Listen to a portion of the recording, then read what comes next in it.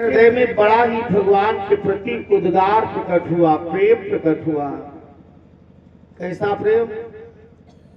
आज इन गोप कन्याओं ने एक संकल्प लिया। कौन सा? अर्धरात्रि की बेला में जाती हैं, यमुना नदी में निवस्त्र होकर के स्नान करती और उसी जगह पर एक बालू की माँ कात्यायनी मैया की मूर्ति की स्थापना करती और उस मूर्ति की पूजा करने के पश्चात वरदान क्या मांगती, क्या इच्छा है? हे माँ कि गोप सुता कहे गौरी गुसाई, एति विनय मेरी सुन लीजिए, जो ब्याह उछाह सो मोहनो, मातु पिता कछु नहीं। माँ, हमें अभी संसार में और किसी भी वस्तु की आवश्यकता नहीं। हमारा विवाह हो तो इन्हीं भगवान श्याम सुंदर के साथ हो। भगवान ने विचार किया है तो बड़ी मुसीबत है। क्यों? इस संसार में जिसने भी सकाम भाव से मेरा यजन किया उसका कल्याण नहीं हुआ। क्यों? भगवान को जिसने भी निष्कर्म भाव से भगवान की आराधना की, भगवान ने उसी का कल्याण किया है। भगवान ने विचार किया इससे तो हो समाज में और भी ज्यादा बुराई फैल जाएगी। आखिरकार को इन गोपियों को शिक्षा देने के लिए भगवान ने क्या किया? एक दिन की बात, अर्धरात्रि की बेला में ज्यों ही गोपियों ने अपने अपने वस्त्रों को उतारकर यमुना नदी के किनारे रखा, भगवान ने आज वहां पर जाकर के गोपियों ने ज्यों ही जल के अंदर घुस कर के डुबकी लगाई, सारी गोपियों के वस्त्रों को एकत्रित किया और एकत्रित करके एक पोटली बनाकर एक कदम के पेड़ के ऊपर जाकर के बैठ गए। ज्यों ही बैठ गए, गोपियों ने सर बाहर निकाला। वेदम व्यास जी ने लिखा है कि हे मंते प्रथमे मासी नंद ब्रज कुमारिका, ये मंत्र ऋतु का महीना है, अगहन का, और ठीक अर्धरात्रि में। ध्यान देना, ठंड खूब मतलब बर्फ हो जाती उस समय। सर निकाला पानी के बाहर, गोपियों ने देखा इधर उधर, यत्र तत्र सर्वत्र चारों ओर नजर दौड़ाई, लेकिन वस्त्रों का जब पता नहीं लगा तो ऊपर देखा भगवान श्याम बैठे हुए कदम के पेड़ के ऊपर। आज इन गोपियों ने जल के अंदर खड़े होकर के भगवान कृष्ण से प्रार्थना की, हे कन्हैया, कहा हमारे वस्त्र हमें दे दो। भगवान बोले, तुम्हारे वस्त्र अगर लेने ही है तो जल के बाहर क्यों नहीं आ रही हो? अपने वस्त्र ले जाओ।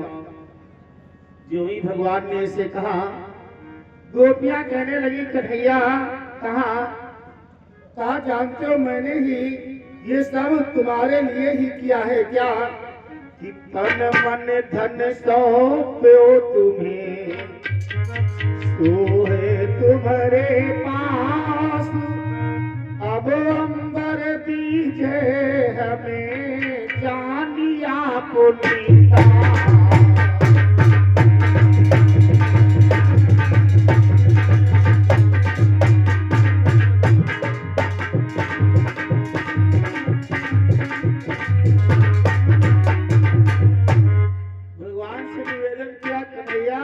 जैसे हम लोग भी कह दिया करते, क्या गोपियां भी वही बात कह रही कि तन मन धन सभी तो मैंने आपको समर्पित कर दिया है कृष्ण, आप हमारे वस्त्र दे दो। भगवान बोले, सब तुम करते किस लिए हो?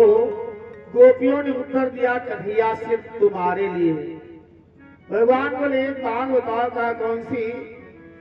कि जब तुमने अपना तन मन धन सभी कुछ हमें समर्पित कर दिया तो फिर एक बात करो, कहा क्या? कि जब मेरी दासी बनती हो, मेरी आज्ञा स्वीकार करो।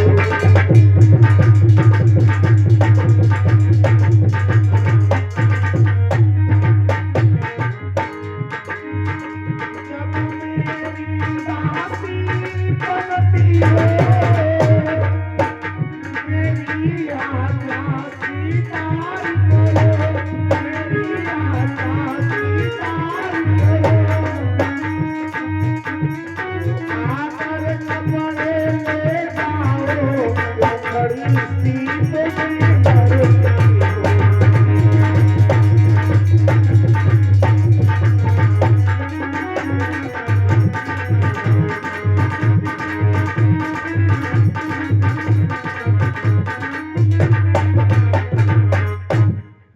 से भगवान ने कहा जब तुमने हमें तन मन धन सभी कुछ समर्पित कर दिया है तो लज्जा किस बात की। गोपियां बोली कन्हैया कहा इस स्थिति में जल के बाहर नहीं आ सकते हैं। भगवान बोले अच्छा जब जल के बाहर नहीं आ सकती हो तो हम तुम्हारे वस्त्र भी तुमको ऐसे नहीं दे पाएंगे। हमारी माताएं बहनें एक बड़ा सुंदर गीत गाया कहा कि दई देव चीर मुरारी कन्हैया बनवारी।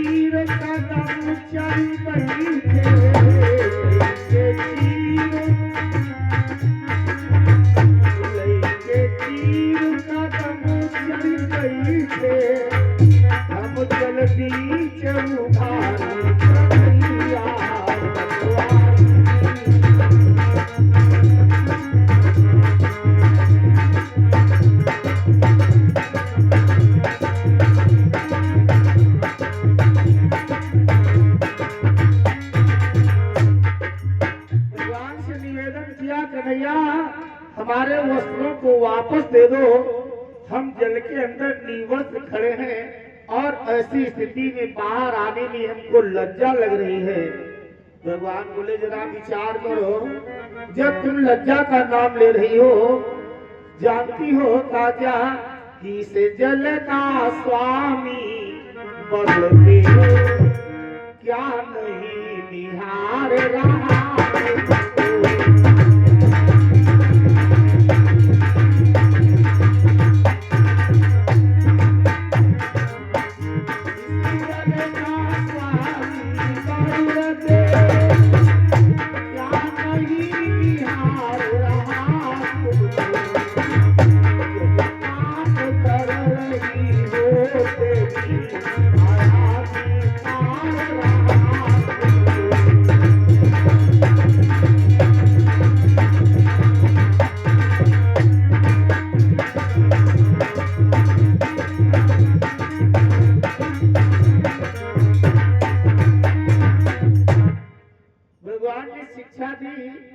बताओ जल का अधिष्ठान जो वरुण देवता है, पहली बात तो तुमने इस नदी में प्रवेश करके जल के अंदर ही पाप किया और फिर निवस्त दशा में जब इतना तुम जघन्य प्राप्त कर रही हो उसमें तुमको लज्जा नहीं आई तो किस बात की लज्जा।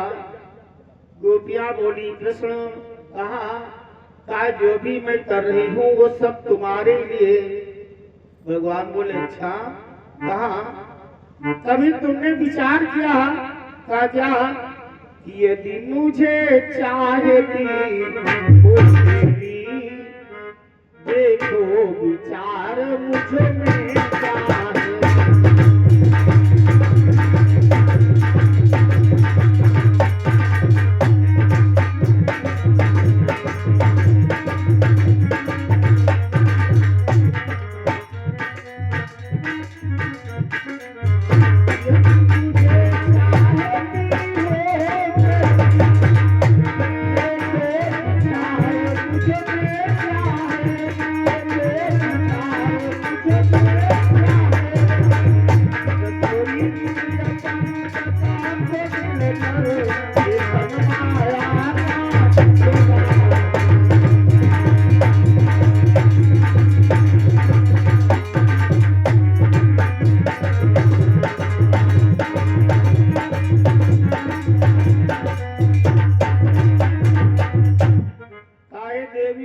विचार करके देखो जो हमारा भौतिक शरीर है हमारा आप सभी का कैसा है। मानसकार गोस्वामी तुलसीदास जी ने कहा कि क्षिति जल पावक गगन समीरा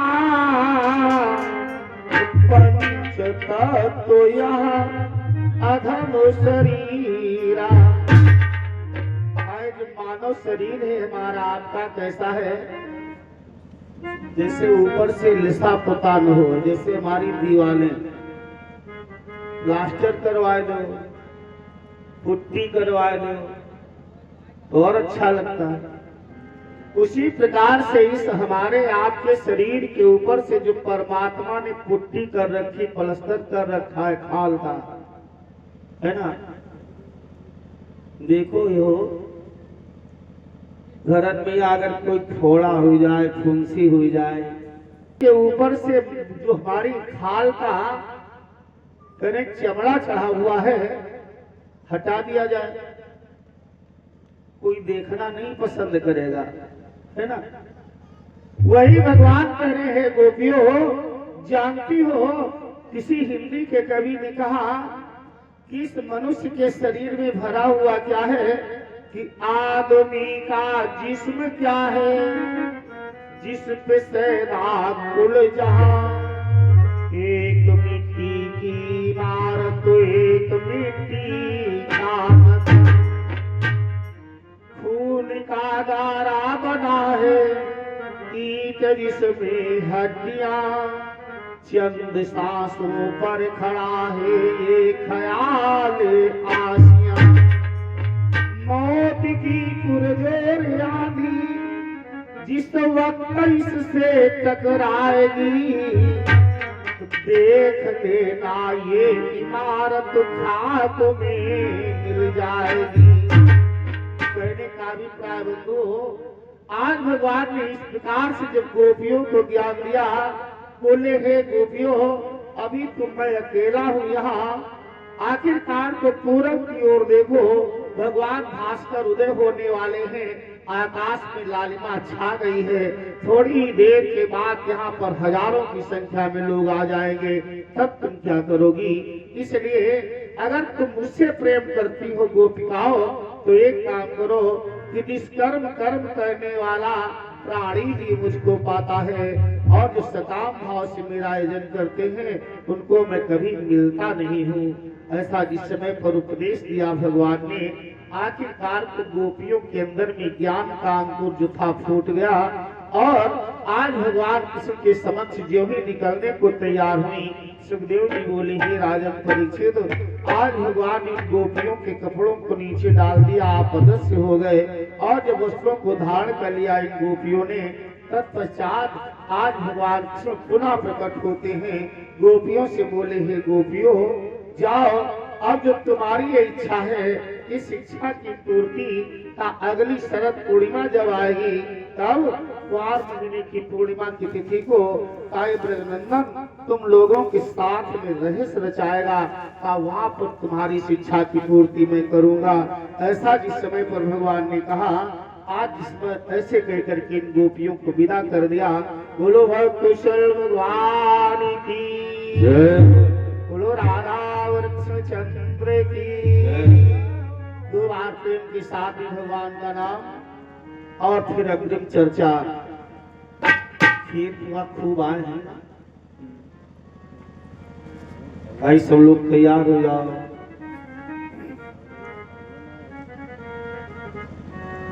बोलो सीता सीताराम, बोलो राधे राधे श्याम, बोलो सीता सीताराम, बोलो राधे राधे श्याम, बोलो सीता सीताराम, बोलो राधे राधे श्याम, बोलो सीता सीताराम, बोलो राधे राधे श्याम।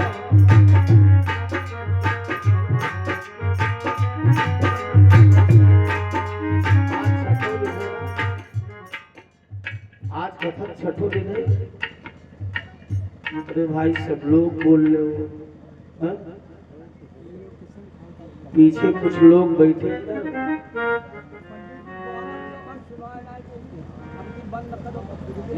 और इधर हमारी कुछ माताएं बहनें बैठी हुई। सीता सीता राम बोलो राधे राधे श्याम। बोलो सीता सीताराम बोलो राधे राधे। तो निकोता कंगला रोटी खाए आए सब लोग नहीं।